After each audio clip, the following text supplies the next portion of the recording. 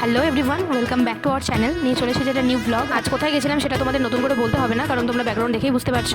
আমরা গেছিলাম আজকে বালাজি শাড়ির দোকানে। তো যাই হোক, কেনাকাটা পুরোটাই কমপ্লিট। আর এখানে আমাদের বিল হয়েছিল টোটাল 7,000 টাকা। তাই এখানে 1,000 টাকা পিছু একটা করে কুপন দেওয়া হচ্ছিল। আর এখান থেকে একটা গিফটও দিয়েছিল, যেটা তোমাদের আমি শেষে দেখাচ্ছি। কেনাকাটা করে বেরিয়ে মাটন ঘুগনি খেয়ে নিলাম। আর এটা ছিল পরের দিনের সকাল, মানে আমি দুদিন ধরে ব্লগটাকে রেখে দিয়েছি। দুদিনের ব্লগ তোমাদের সাথে একদিনে পোস্ট করছি আমি। তো শাড়ি তো কেনা হয়ে গেল, এবার শাড়ির সাথে ব্লাউজগুলো তো ম্যাচিং করে বানাতে হবে, যার জন্য আজকে বেরিয়ে পড়েছিলাম শাড়িগুলো দিতে। কারণ সামনে পুজোর সিজন আছে, পুজোরও কিছু শাড়ির ব্লাউজ আমি বানাতে দেবো। প্রতি বছর দেরি করে শাড়িগুলো দিই, আর আমার ব্লাউজ বানাতে এত দেরি হয়, যার জন্য আমাকে রেডিমেড ব্লাউজই কিনে নিতে হয়।